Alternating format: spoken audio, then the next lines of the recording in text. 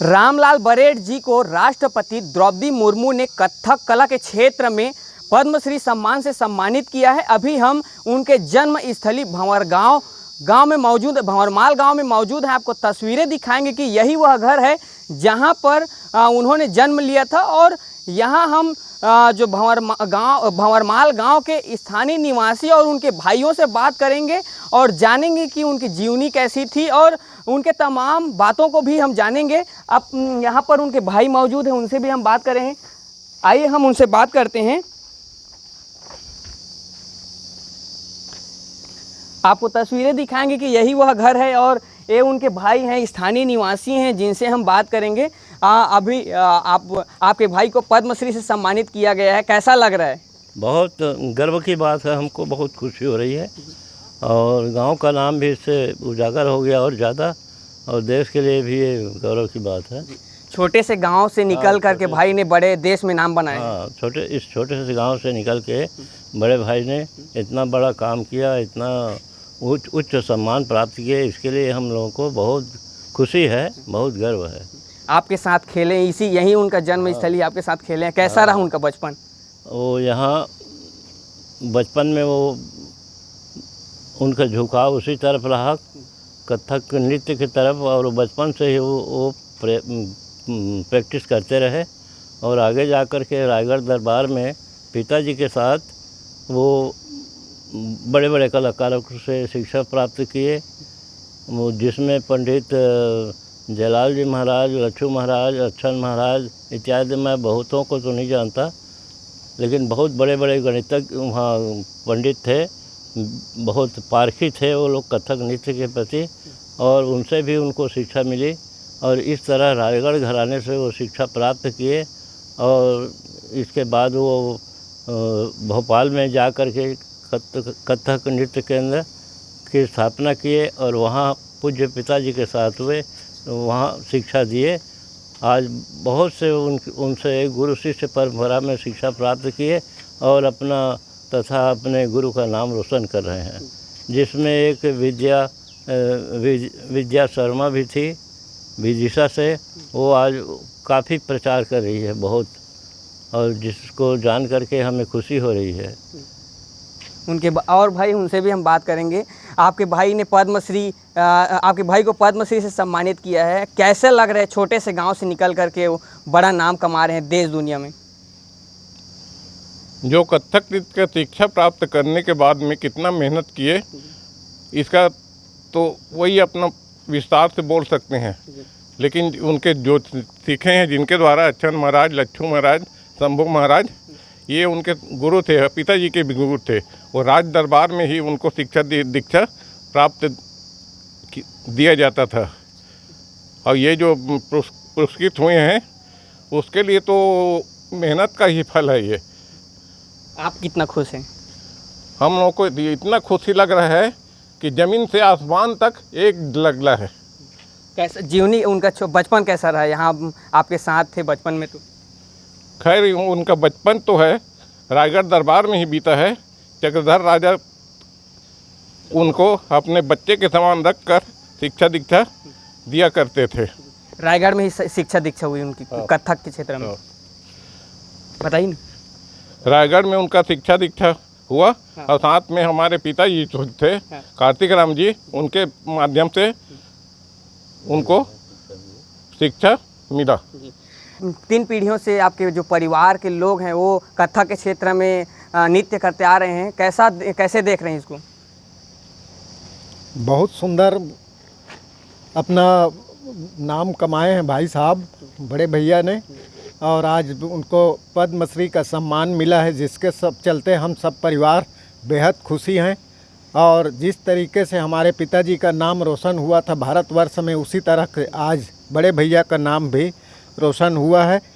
हमें गर्व हो रहा है कि एक छोटे से गांव के निवासी जो आज इतना पद्मश्री का सम्मान मिला है।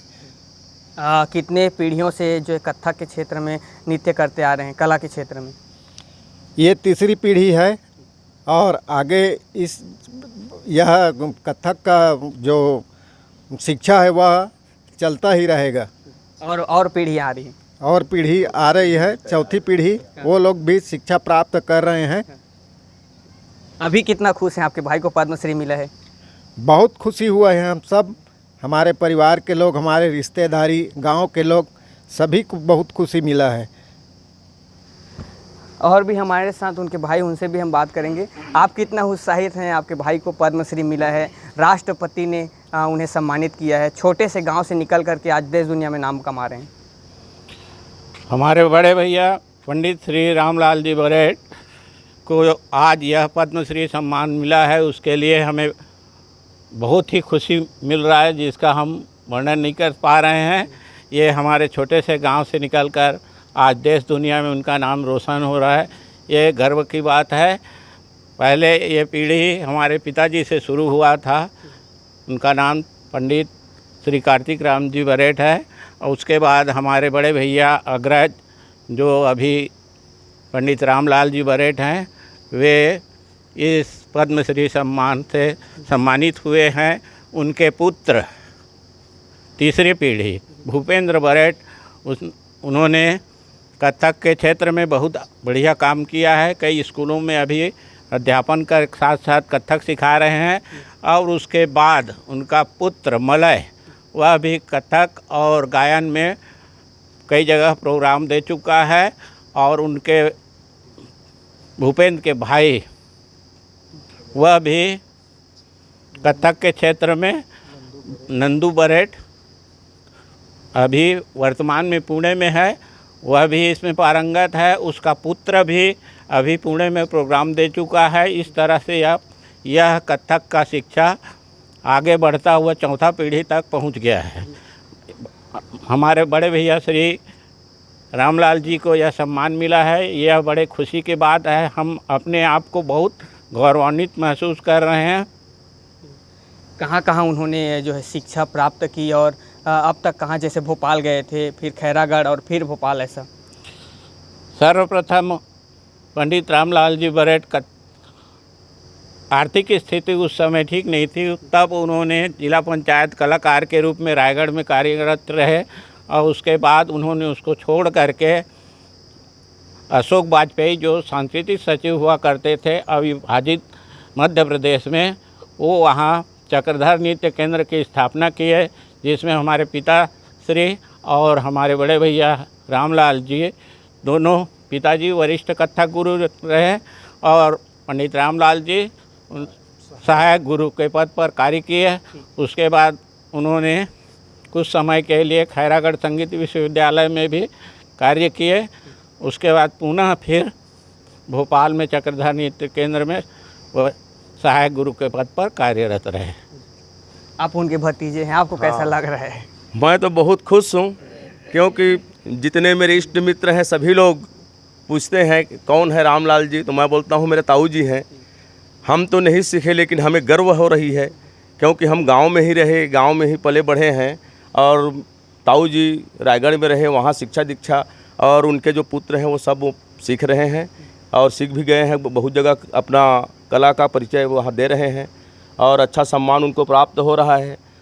तो इस लिहाज से हमें तो बहुत ही खुशी मिल रही है कि जो दूसरे लोग हमें पूछते हैं तो हमारी जो दिल है, मन है, सब गदगद हो जा रहा है। हम क्या बयान करें, हम इतनी खुश हुए। हमारे साथ यहाँ की स्थानीय निवासी है, उनसे भी हम बात करेंगे। आपके छोटे से गांव में रामलाल बरेट जी ने जन्म लिया और अभी देश दुनिया में गांव का नाम रोशन कर रहे हैं, कैसा देख रहे हैं इसे? वो तो मैं कल उनका जो अभी प्रोग्राम हुआ है वो दिल्ली में, तो उसको तो मैं पहली बार ज्वाइन किया हूँ, देखा हूँ, तो मुझे इतनी खुशी हुई कि मैं वर्णन नहीं कर सकता। और क्योंकि ये मेरे नज़दीकी रिश्तेदार भी हैं और इन्होंने जो अपने देश समाज के लिए, गांव के लिए किया है ना, वो अवर्णनीय है, शब्दों में हम नहीं कह सकते। इतना त्याग और इतना परिश्रम से उन्होंने जो हासिल किया है वो हम लोगों के लिए प्रेरणा का स्रोत है। मैं तो भविष्य में यही चाहता था कि अगर ऐसी संयोग बन जाए तो ये तो संगीत पीठ बन जाता हमारे गांव भंवरमाल। ऐसा लग रहा था मुझको इनके कलाओं को सुन करके। ऐसे प्रत्यक्ष रूप से तो मैं इनका और जो क्या है प्रोग्राम ये नहीं देख पाया हूँ, ये पहली बार है उनका। मुझे आप कितना खुश हैं?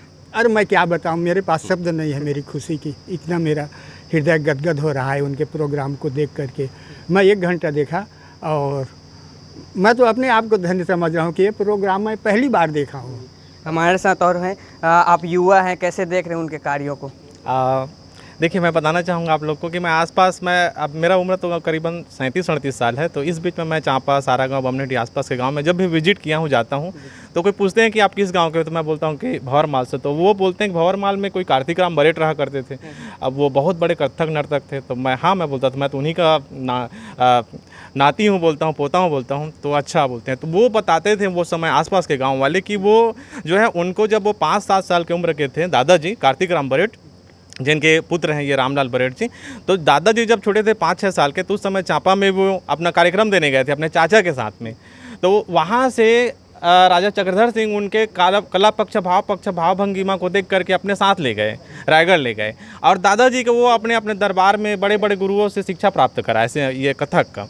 तो वो बहुत बड़े फनकार हुए। अब दादाजी के बाद में उनके 6 बेटे हुए, और 6 बेटे में सबसे बड़े हुए रामलाल बरेट जी। तो ये रामलाल बरेट जी को हम लोग, हमारे ताऊ जी हैं, सबसे बड़े ताऊ जी, और इनको हम बड़े प्रेम से, हमारे पूरा परिवार के लोग इनको बड़े बा के नाम से जानते हैं। तो बड़े बा जो है कथक के तो बहुत बड़े कलाकार थे।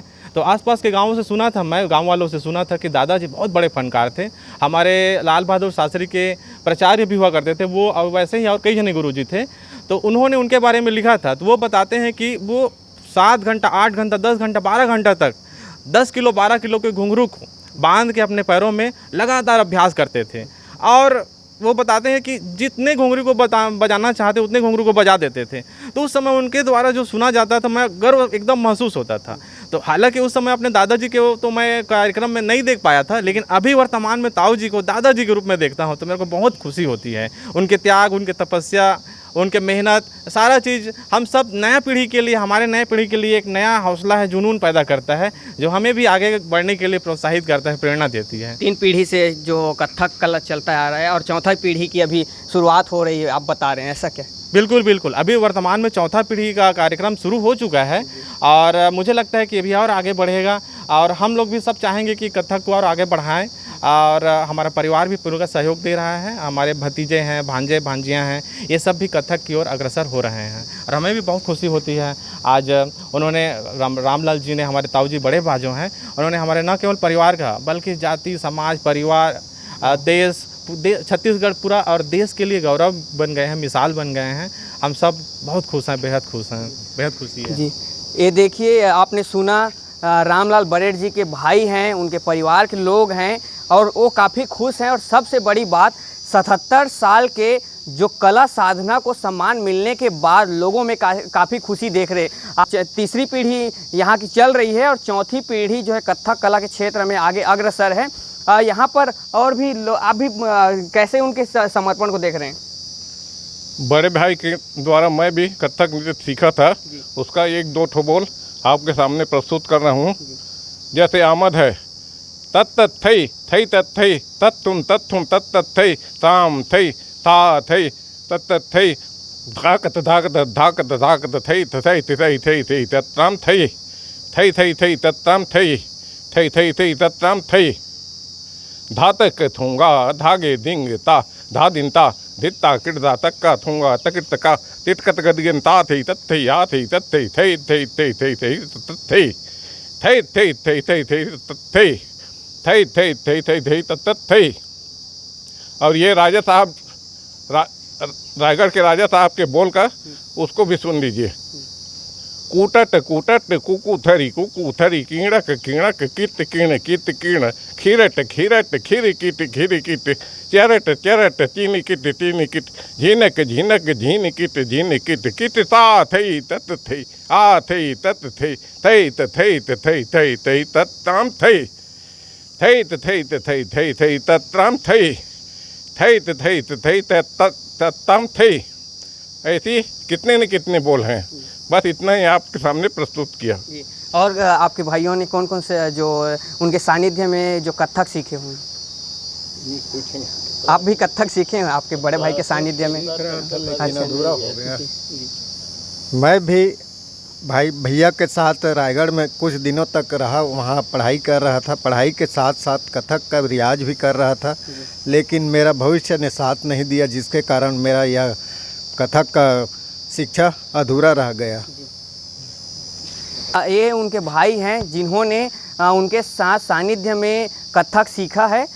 77 साल के जो कला साधना को सम्मान मिलने के बाद लोग काफ़ी गदगद नज़र आ रहे हैं। प्रकाश साहू, विस्तार न्यूज़, जांजगीर।